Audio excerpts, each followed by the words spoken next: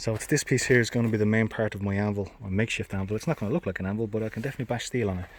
So if I marked out here to here, that's going to be that part. This would be the top, this would be the bottom. The section, where is it? This piece here, from here to here. You see a mark there, and there's a mark there. I'm going to cut that off, and then I'm going to split it in half. And because it's concave on this side, I'm going to flip this part around like this, and I'm going to weld it together down the seam, and then that will be the support for this to go on to. And then this piece is going to be the base, and then I'll choose what I want to do with this.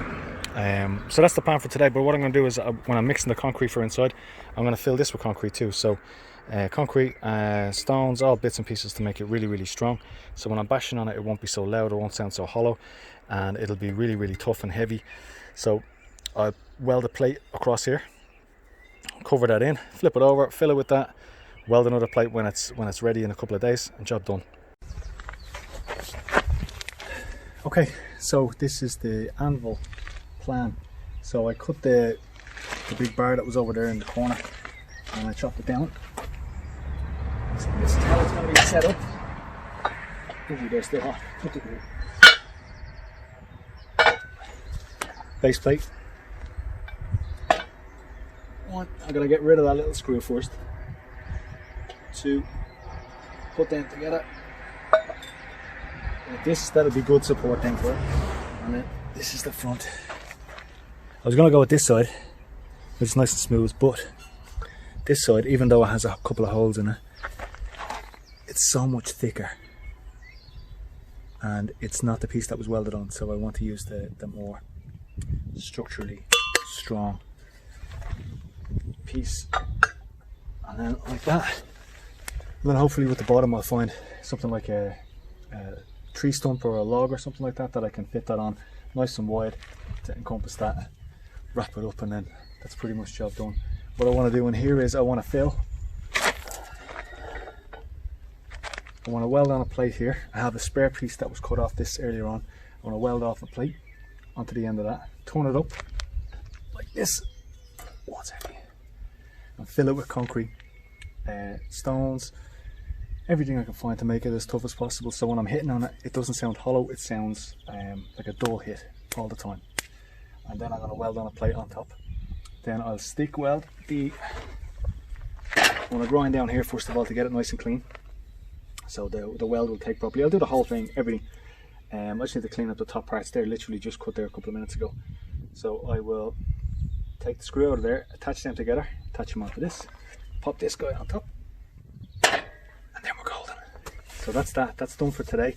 I won't do anything else. I might just tidy up the top there with the flat disc and make sure there's nothing that'll stick in my hand or whatever. Once that's done, then tomorrow I'm going to mix up some concrete. We'll fill this. We will fill the gap of where we want to put the wall in with the pieces missing. Once that's done, then we can start hammering away. That's that. Nice.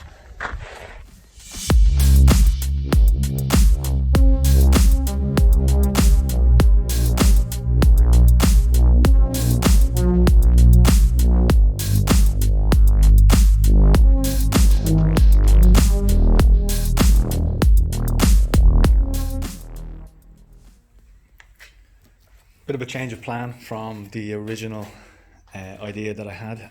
I ended up staying in and cleaning this area out completely, removing the two beams from above, brushing down the wall, sweeping out the floor, and getting a few things set up for doing some proper welding. So it looks much better, much bigger. Really opens it out when you get rid of those beams. Shows how much height I have and how much headroom I have now that those are gone. They're not usable for anything. I thought maybe I'd use them for a bench because they're nice and long and thick, but no, they're rotten and they're well gone. So I have the table set up, I have the TIG area set up with the TIG still in the box, so the MIG sitting there, and a makeshift table that I put together from some of the old pieces of wood on an old bench. The wood in the bench was broken, so I just screwed that on, and now it's solid and all good to go. The rest of the stuff is still kind of all over the place for the time being. The main thing I want to do now is just to get the anvil together, so that once the anvil's together and I have a gap open, then I can actually do the cement and get that finally finished. and that's it. So it's definitely coming together. It's looking really, really well. The light is not fantastic though, but it looks nice. I got 2 of these bulbs for this guy. It turns out that they're not compatible, even though everything says it is compatible, but it's not compatible. So I've another bulb for the halogen ones that are in the garage that I'm going to swap out. There's 2 of them, so I want to put one up there and one up there, and I have 2 steel box double sockets coming that I'm going to remove the power. I'm going to remove that cable. I'm going to put a double socket on top of that, and I'm going to put a double socket over there, the one that I had previously, because that's plastic and it's weak and it's old, so I'd rather have a solid metal one there. They're hopefully on the way soon, next couple of days, and then there'll be plenty of light in here. So today we're getting on the anvil, some time lapses to follow.